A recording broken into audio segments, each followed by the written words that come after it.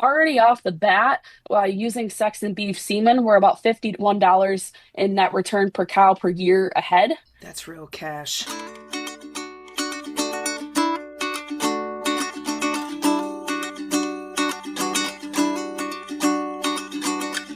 Welcome back, everyone, to the Dairy Science Digest. This is a podcast designed to bring the Journal of Dairy Science straight to the ears of dairy producers.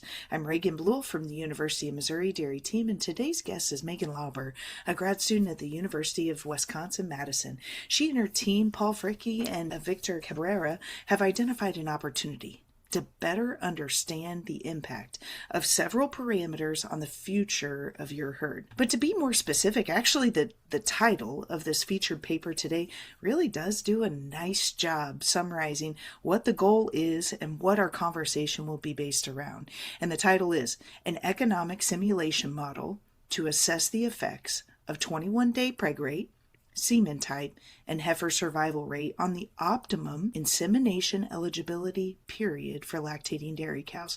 So, everyone listening to that list recognizes that all of those items do have a dramatic impact on your herd, but no one's really truly taken the time to quantify the relationship of each one until now. So, Ms. Megan, let's dive right in. And first of all, thank you for joining us on this chilly day. Here's a warm welcome to the Dairy Science Digest. Would you please take a moment to introduce yourself to the audience? Well, thank you, Reagan, for the invitation, and thank you all for tuning in. As Reagan said, my name is Megan Lauber. I'm a PhD candidate at the University of Wisconsin-Madison in the Department of Animal and Dairy Sciences. My roots start off in dairy. I grew up on a small dairy farm in southeastern Wisconsin. That's really where I got my interest and passion for dairy. From there, I went on to UW-Madison, completed my bachelor's as well as my master's in dairy science, and just really fell in love with research and asking these biological questions, but also diving in and doing a little bit something different here, trying to model some of these effects that, are a little bit challenging to actually do with commercial dairy farms with the time allotted and the resources. So really looking forward to diving in more with you all about the research that we conducted. Fantastic. Thank you so much. And your paper's done a wonderful job looking at how all the details matter and quantifying that. I admitted offline, guys, before we hit record, I feel like I need to just disclose and expose myself.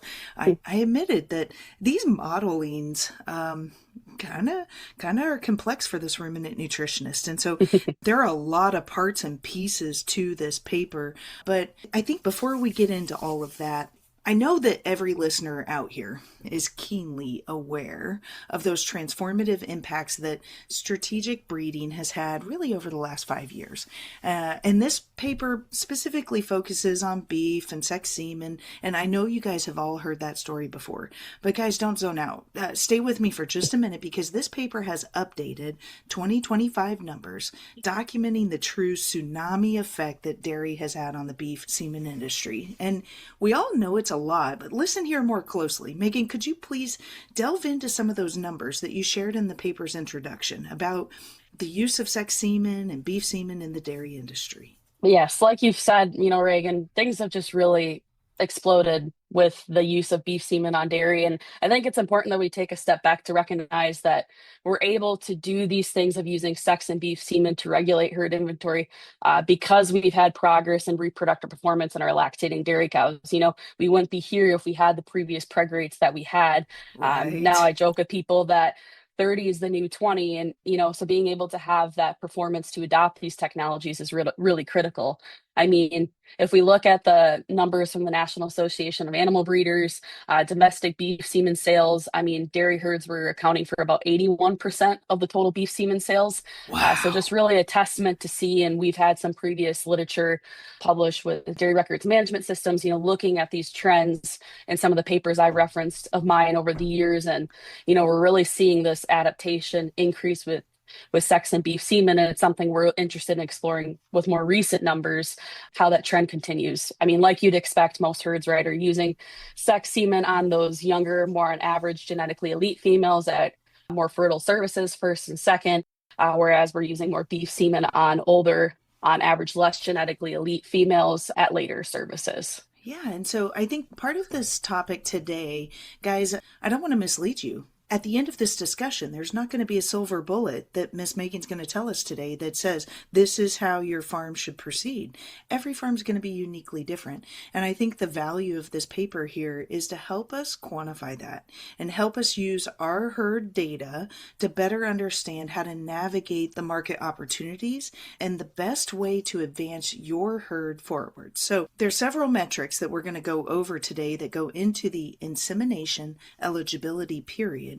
But let's start first with Preg Rate. That's a real common metric for the dairy industry, but can be highly variable among herds. To truly wrap your head around the impact of Preg Rate on the trajectory, we've got low quantified at 20%, below average, average, above average, and high at 40. So in between each one of those categories is a 5% change. So 20, 25, 30, 30 being the average, above average 35, and high being 40% preg rate. And you kind of tickled in on that a little bit in the intro. 40 is a number that was not really obtained 10 years ago. Talk a little bit about the advancements of preg rate and how you've seen that transform the industry. Oh, absolutely. It's something actually Paul and I joke with students now. They don't understand how bad repro used to be. So 30 for them, it's just Normal. standard. And we Yeah. joke that yes, that No. 30 is the new 20, but it is something we have to appreciate, over the times of how management has improved, not only with the peri-parchment period, having cows in the high fertility cycle, Mm-hmm. increase of genetic advancements, better management with mastitis, everything else, but also really recognizing the importance of fertility programs, going from the OVSync protocol that just increased service rate to now Mm-hmm. fertility programs such as double OVSync or pre-sync OVSync, where we have cows go completely through with time to eye, just truly how much that increases the actual fertility of the cow and not just Yes. increasing service rate. So those technologies have been really instrumental in increasing 21-day pregnancy rate. And, I like what you mentioned before, Reagan, where I'm not here to be prescriptive by any means. Mm-mm. Each herd is very different. The intention of this model is that we'll have this become live where herds can implement their own herd specific parameters. Very And so cool. what the intention of this model was to use what we thought were representative herd scenarios. So having herds with, as you mentioned, low reproductive performance, a 20% 21-day pregnancy risk, all the way up to herds that are having this high reproductive performance of a 40% 21-day pregnancy risk, which we are seeing in some of our elite top producing herds today, which Yes. is, like you said, something we never thought we'd see. Pretty special. Also, in that metric of the equation, you also calculated in different scenarios around semen. So, talk through what is in the model as far as how these scenarios are built. Yeah, so with these scenarios, what we wanted to do is make some pretty drastic comparisons of previously the old way, right, where we didn't have these technologies or combinations of sex and beef semen to regulate herd inventory. So with these scenarios, we had one, which was just conventional semen, and this was used across all parities, all services. Basically, what we were doing before to now where we have this other scenario in addition to these pregnancy risk with using sex and beef semen. So how we chose to model this was based on some data that we had from DRMS and what we thought was representative of what a lot of herds are doing, using sex semen on first and second lactation cows for first and second service, with all the remaining inseminations being beef semen. So this was truly just a sexed and beef semen model in that point. And kind of alluded to at the introduction, these so far, guys, everything that you've heard is probably pretty similar, pretty familiar. But really, the nuance here is combining all of this with heifer survival rate and then also this beef calf value. Because we all know that the beef calf value and this cross calf is really transforming what we recognize is that these black calves have really changed the net return of our baby calves. And so understanding that and how that impacts the trajectory of our herd and making sure that we have enough females in the hopper to be successful 2 years from now is really important. And so, a term that we've kind of thrown around here a little bit is the insemination eligibility period. Can you talk about that a little bit more and better define what is this term, insemination eligibility period? Absolutely. And so with this manuscript, I first want to say, because of these increases in reproductive performance, we wanted to see, we know with a lot of things, right? There's this what we call the law of diminishing returns, that we can only get so much value depending on where we are in that curve. And for a long time, based on previous models with conventional semen, it's been thought that we're kind of at that plateau. There's not as much to gain Mm-hmm. by going beyond a 30% 21-day pregnancy risk. Mm-hmm. But, as we mentioned, with increased reproductive performance, the use of sexed and beef semen, the value of these calves, like you mentioned, we Mm-hmm. wanted to take a step further to really see, does that value exist beyond that? Is that law of diminishing returns truly where we initially thought it was with conventional semen, or is there still more opportunity to gain? And so one way we wanted to look at this was this optimal insemination eligibility period, which is similar to what we're calling like a breeding window after the voluntary Mm-hmm. weaning period, or how many inseminations is it valuable to keep this cow, particularly with beef semen and the value that we see of it, before having that cow identified as a do not breed Yeah. and removing her for the herd for reproductive failure. And so that was what we're kind of getting into with this optimal insemination period or this breeding window. Yes, and isn't that a question that we've just heard producers say over and over and over again? So, can I just take a moment to applaud you and your team for hearing the question and finding the science to help us use this data set to understand how to manage our herd differently? Because the last thing we want to do is use all of this beef semen in our herd and then get 2 years down the road and not have enough replacement. And I think industry wide we've maybe kind of started to see that a little bit as there's a as you've got replacement animals selling all day any day for anywhere from $3,500 to $4,000 for an open fresh animal. Those numbers are just unheard of, and it's reflective of the marketplace. So yes. Oh, absolutely. Absolutely. Yes. And that's one thing. That's why we want to also include this, right? That it can be very costly also to not have replacements and the replacements that you want, as you mentioned, Reagan. And we're seeing that now, earlier on, early 2020s, a little bit before that, you couldn't sell replacements for the cost of rearing them. But now Right. people have gotten very excited. And I think we maybe had some miscalculations in the understanding of truly how many replacement heifers we're having Needed. retained and making it to first Mm-hmm. lactation.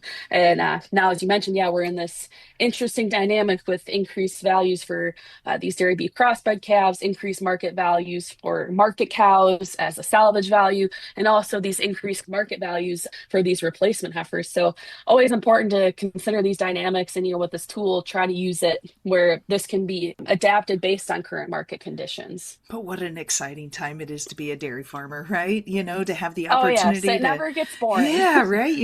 You've got the value of your milk, but at this point you have all these other enterprises available to you to help your Mhm. your net profit for your entire operation.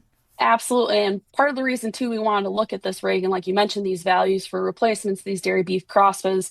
And when we looked at this optimal insemination period or this breeding window, with conventional semen, this has traditionally been found that typically the optimal period to stop inseminating a cow is earlier in her lactation, Mm-hmm. approximately like 150 days in milk. We're maximizing our income from milk over feed costs Mm-hmm. at that point, and that's really what's leveraging that income by having that shorter breeding Window. window and increasing that. But it's interesting, it was sex semen with these beef calves, as I'll kind of get into here. It's not quite the same case, which is just Yeah. very interesting. Yes. Okay, so let's just delve right into this data. I do want to remind you guys that they looked at primiparous animals, but also they broke out multiparous into second lactation, and then you break it into your more mature multiparous animals.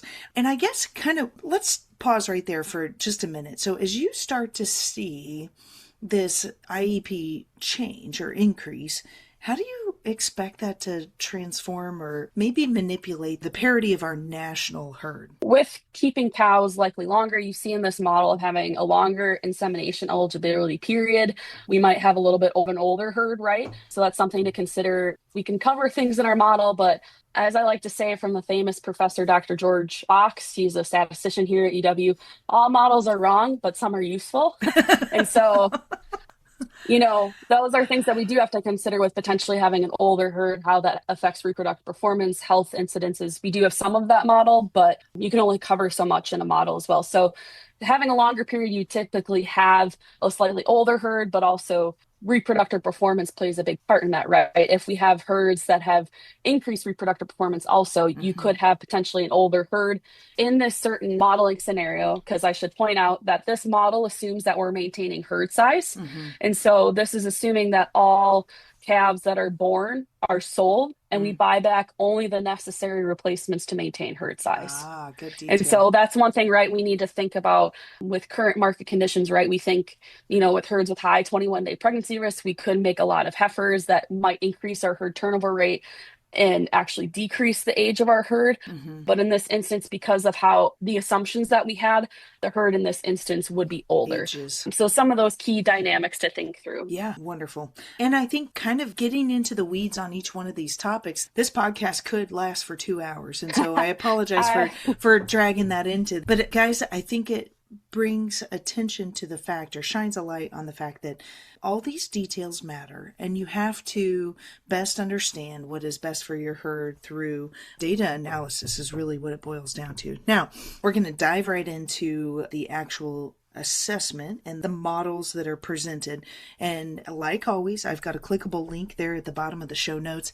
And I really encourage you this time to pull this up, guys. There are so many color-coded graphs in this particular document that it probably is worth pulling out and printing, but print it on a color copier, because this is really insightful to see the change over all these different models, over the different preg rates. Let's just start there in figure 3. We move forward to the brass tacks and the dollars that are impacted in this model. Can you talk a little bit about income over feed cost and some of these other financial metrics that you included in the model? Oh, absolutely. So on this model, we try to be very encompassing. We have our replacement costs, our reproductive management costs, which these values are consistent over our scenarios, except we do have a little discount for our reproductive management costs if performance was lower or higher based on our average of a 30% 21-day pregnancy risk, as well as we have our income from calves, which in this we had market values of the time. I think the most important one to highlight is our beef on dairy crossbred calves of $570.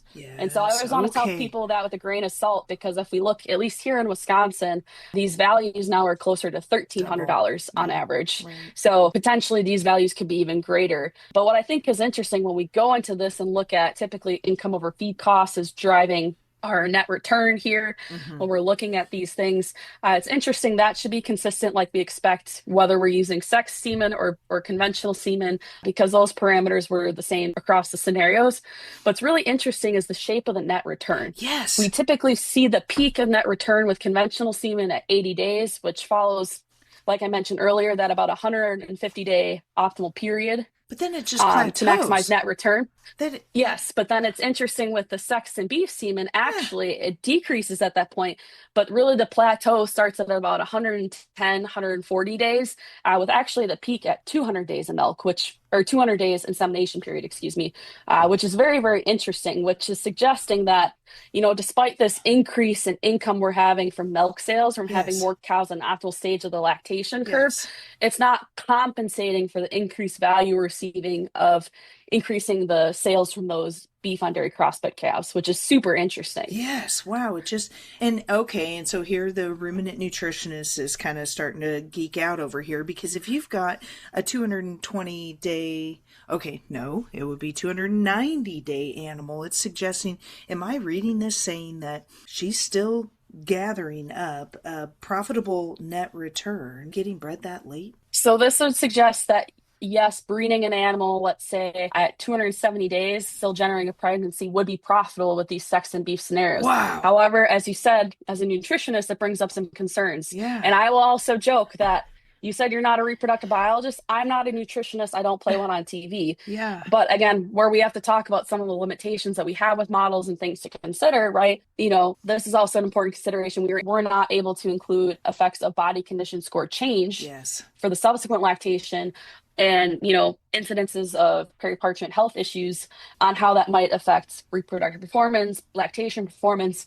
So that is one thing I always like to mention with this, that there is opportunity to gain, but we also have to caution with some of those other known associations that we have Mhm. with performance when considering, these intervals of what works best for our herd. Because like you said, as having overconditioned cows and potentially having Yeah. them that late in lactation also can bring other concerns. Sure. Yeah, the physiological impact of all of these things doesn't change just based on these wow, crazy market conditions. And if there's anybody out there that's listening to this as an archived fashion, this is November of 2025, and I want to document that because I think this is a moving target, guys. And that's why I'm so excited to highlight your study here because this model, long term, I think the goal is to have it in a tool that producers can use to then work through and determine what's best for their herd. Now, that tool is probably not available quite yet, right? Or is it? We're working on that, Yeah. not quite yet, but that's exactly the intention, Reagan, right? Again, all models are wrong, but some are useful. And so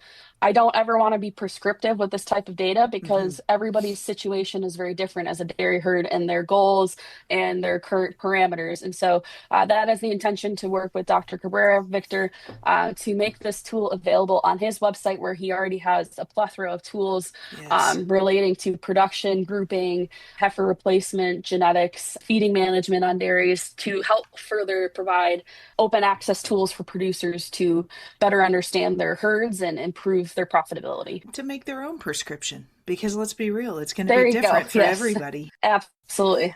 And so I think the important thing here is to recognize that there's people out here to help you assess your data and to make sure everything that you're reading aligns with this most ideal marketplace, but also biological pressure. So, flipping the page here, we've got figure number 4. You want to talk a little bit about herd turnover rate and heifer survival and how that might move and change the mark. Oh, absolutely. With the market value replacement heifers that we're seeing and the fact that we need replacement heifers, right, to maintain herd size as much as it's enticing to make many of these valuable beef on dairy crossbred calves, we wanted to account for this. So in these diagrams, the colored bar that we have reflects the herd turnover rate and the proportion of replacements that we have. For instance, if it's red, we don't have enough replacements to maintain herd size. Mm-hmm. That's not a feasible option for our dairy. The yellow is a scenario where we make enough replacement heifers, but it might not be the most profitable based on this model.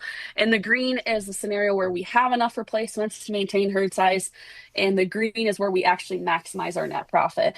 And so it's interesting in these scenarios with conventional semen, typically, again, having a shorter insemination period of typically around 80 days, if that's possible. With lower reproductive performance, we typically have to push that back a couple because we don't make enough replacements Mm-hmm. initially to maintain herd size with a 20 or a 25% 21-day pregnancy risk with conventional semen.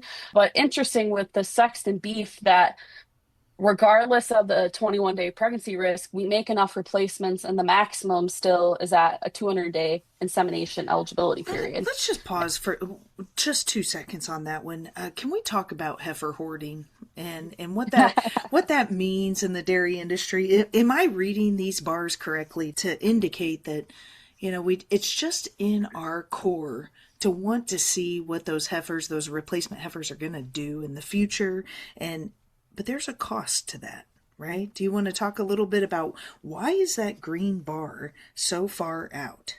And so this is something, again, we have to take in consideration that this model is assuming that we're maintaining herd size and Ah, purchasing replacements at the cost of rearing. There are absolutely opportunities, right, and potential as an insurance policy to have slightly more heifers than we potentially need. mm-hmm. That, we ensure that we have enough in case our herd turnover rate shifts, being able to make genetic culling decisions as well. Because as much as we want to select for the top proportion with sex semen to make our next generation of elite females, even of those heifers that we do produce, that genetics is going to follow a bell-shaped curve and there's Sure. always selection to be done. And so again, we'll state that a limitation of this model is that we don't account for genetic selection and genetic improvement of that. And so that might serve as an advantageous step for some herds, right? If you're implementing genomic testing. And also it's just something we want to have as an insurance policy, right? To create enough replacements. But on the flip side too, if we're not doing anything with that data and we have a Mm. lot of replacement heifers that we're not making decisions, That can be costly. Current market conditions kind of favor those who have more heifers right now. That is an advantage for them potentially to sell some of those lower end replacements as lactating cows. But again, it's just the dynamics of these markets and a lot of things that we have to consider when making these decisions. Yeah, man, every single statement that we keep going back to is it depends.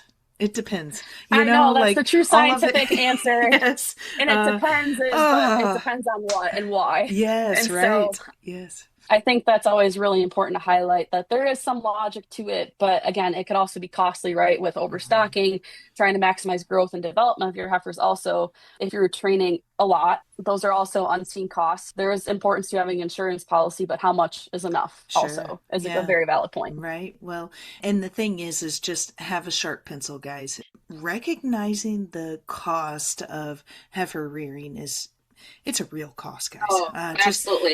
It's Yeah. mhm. And I Those days know, on feed really add up, and yes, yes. absolutely. And everybody listening knows that statement, but ding dang it, until you sit down and actually sharpen the pencil and pull those schedule F's and know what your cost of production is for days on feed for that replacement group, wow, it doesn't do justice. I mean, you can know it, but until you see it on paper, it kind of amplifies it in my mind. So let's talk a little more about net returns and specifically this model. Guys, the brass tacks on figure 5 is where it gets really exciting to look at the value of the net return for these different parameters. So please talk through how to read this graph and what some of the results of the model concluded. So with this, we wanted to do a few what I call sensitivity analysis, like basically varying some of these costs to Mm-hmm. seeing how that impacts our net return on a per cow per year basis.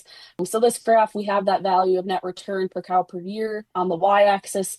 On the x is that insemination eligibility period again from 50 to 260 days, 120 to 330 days in milk. And each line, the different colors, are varying costs of that dairy beef crossbred calf, going all the way down to $385, which was the base value actually of our heifer and bull calf dairy calf price, Yes. all the way up to 570, going to 570, which was the average value at the time we created this model for dairy beef crossbred calves, going up in increments to all the way up to $1,125 per calf. And And who would have thought that it would be, beyond right when that I green made line, right? Yes, I was gonna say, I was just curious to see. I mean, like you'd expect when you increase those values, you dramatically increase your net return. But I think the funniest part when I was doing these sensitivity analysis, I think most people, even including myself, was like $1,100 a little over for a dairy beef crossbred calf.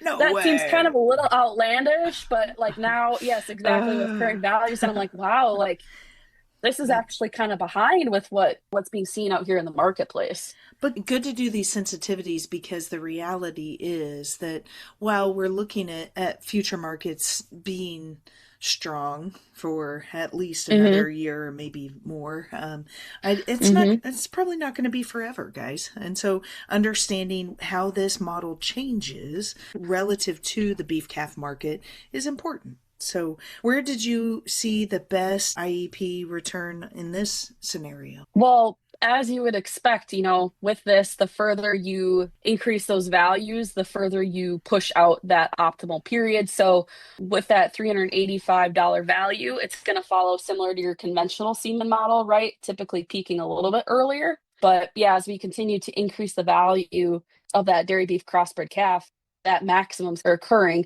even later at 230, 260 days. Again, we have to consider some of these physiologic aspects of truly is that worth Uh huh. making that choice to do that. Right.